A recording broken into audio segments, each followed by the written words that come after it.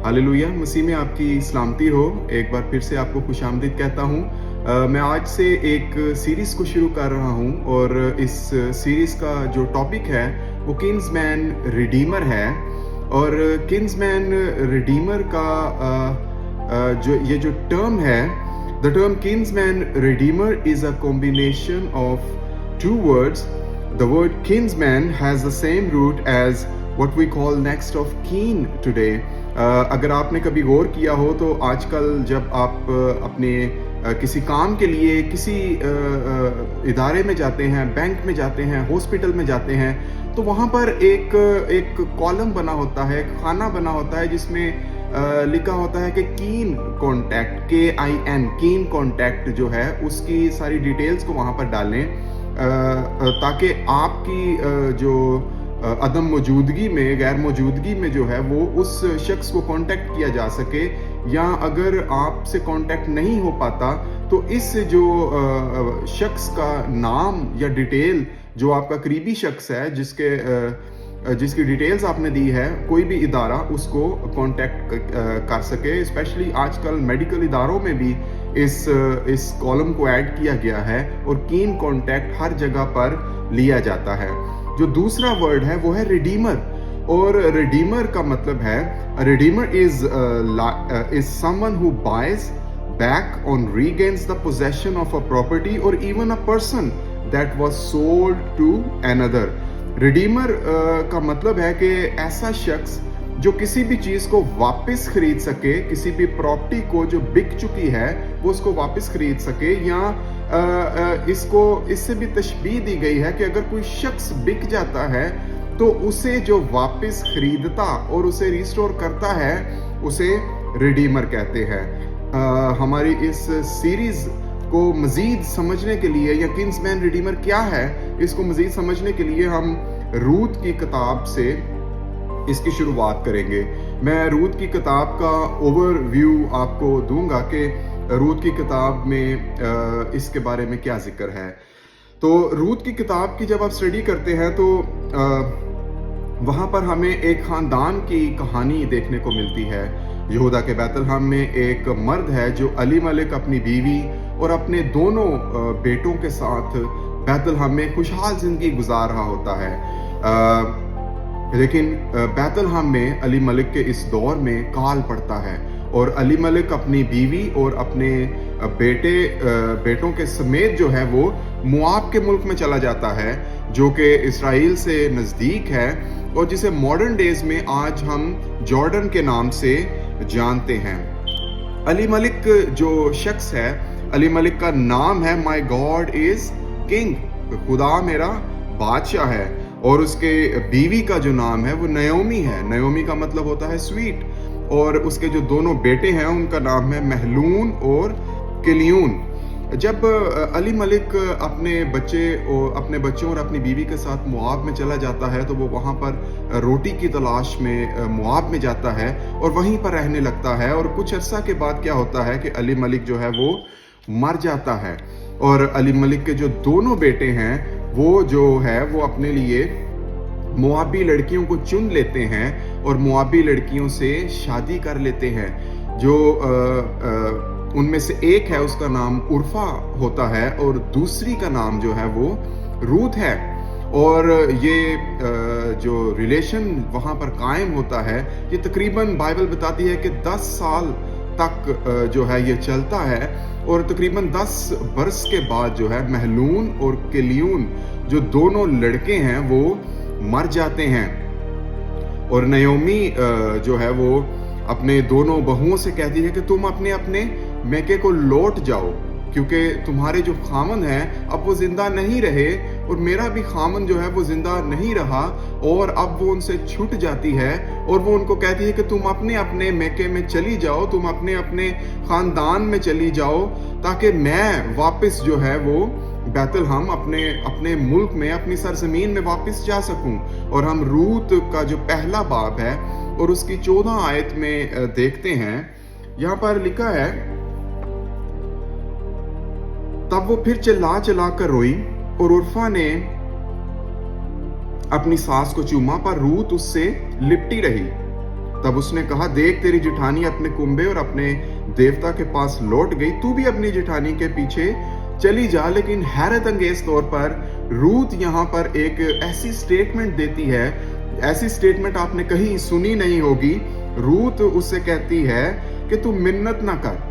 Ruth नयोमी से कहती है कि तू मुझसे मिन्नत ना कर कि मैं वापस अपने खानदान में या अपनी जात में या अपने उन देवताओं के पास वापस चली जाऊं, कि मैं तुझे छोड़ूं। तू मुझे, मैं तेरी मिन्नत करती हूं कि तू मुझे ना कह कि मैं तुझे छोड़ूं और तेरे पीछे से लौट जाऊं, क्योंकि जहां तू जाएगी मैं जाऊंगी और जहां तू रहेगी मैं रहूंगी। तेरे लोग मेरे लोग और तेरा खुदा मेरा खुदा होगा। हालेलुया।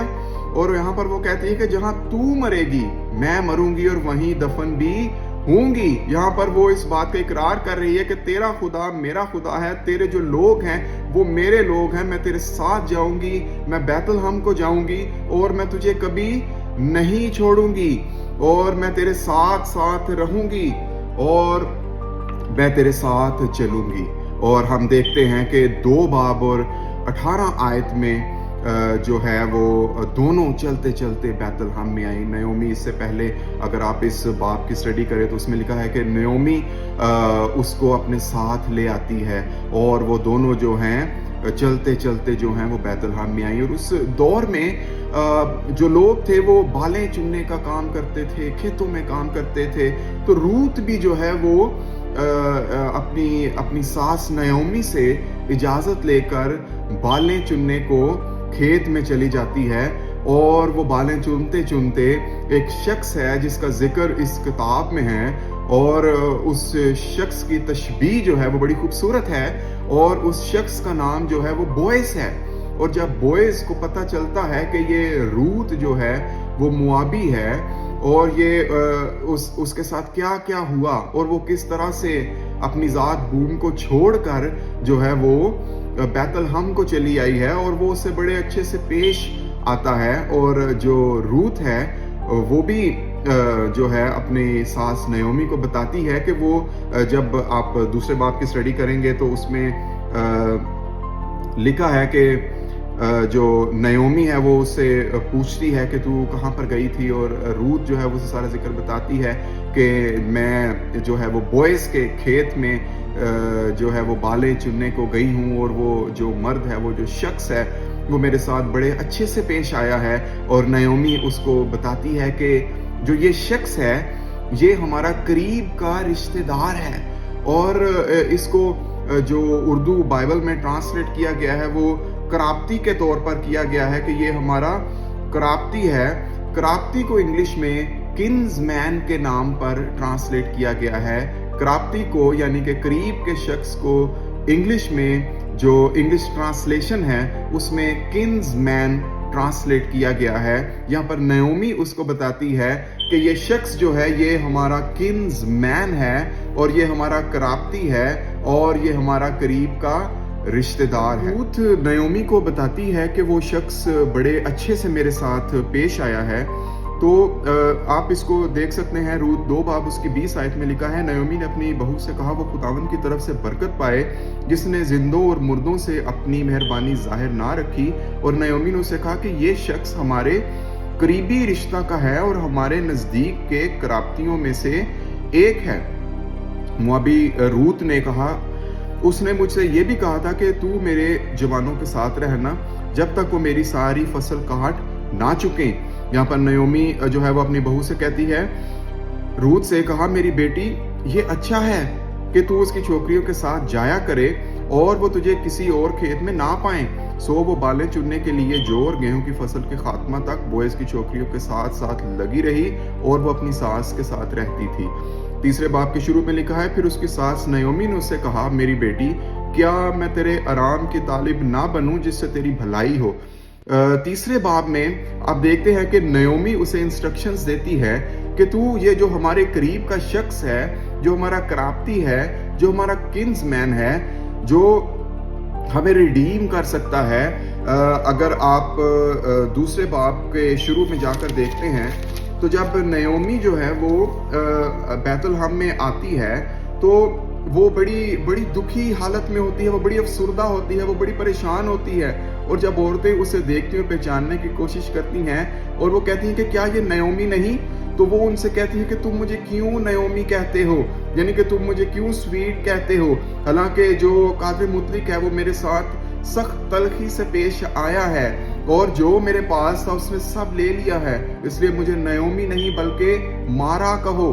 और मारा का मतलब जो उर्दू में ट्रांसलेट किया गया है वो तल्ख है या बिटर है। और वो अपनी परेशान हाली में आई और कहती है कि मैं तो भरी हुई गई थी, यानी कि मैं जब यहाँ से गई थी तो मेरे पास सब कुछ था, लेकिन जब मैं वापस आई हूँ तो मेरे पास कुछ भी नहीं है।